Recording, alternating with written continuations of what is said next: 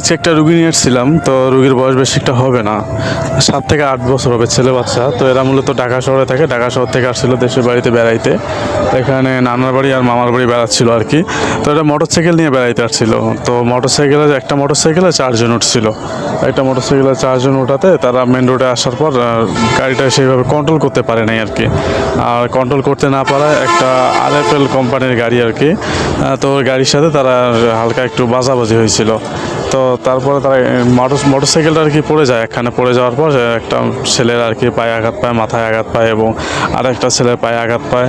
তো এটা দেখার পর সেই RFL কোম্পানির গাড়িটা সেখানে দাঁড় করানোর পর তাদেরকে ডাক্তারের কাছে নিয়ে যায়। ডাক্তারের কাছে নিয়ে যাওয়ার পর তাদেরকে হালকা পাতলা ট্রিটমেন্ট দেয়। তো সেই ট্রিটমেন্টে ওইখানে আর কি কাজ হয় না, পরে তারা সেই রুগীদেরকে নিয়ে আবার রংপুর মেডিকেলে চলে আসে। তারা মূলত আমার গাড়িতে আসে, আর আমার গাড়িতে আসার সময় তারা বলছিল যে মানে RFL কোম্পানির যে গাড়িটা, সেই গাড়ির লোকজন বলছিল যে ভাই আমরাও সাথে যাই, দেখি মানে কত টাকা খরচ হয়, আমরা কিছু একটা সাহায্য করতে পারবো। তারা সাথে আসলো, আসার পর রংপুরে আর কি সিটি স্ক্যান করলো বাচ্চাটার।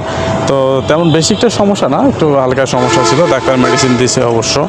তো এটা খাওয়ানোর পর হয়তো বা সুস্থ হবে ইনশাল্লাহ।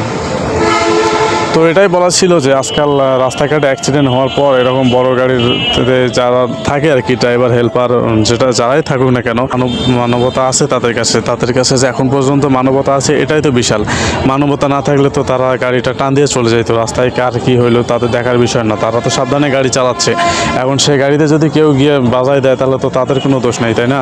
তারপরেও তারা সাহায্যের হাত বাড়াইছিল। তারা রংপুর মেডিকেল পর্যন্ত আসছিল আর কি রুগীদের সাথে। আসার পর তাদেরকে যত টাকা খরচ হয়েছিল তারা আর কি সাহায্য করছে আর কি।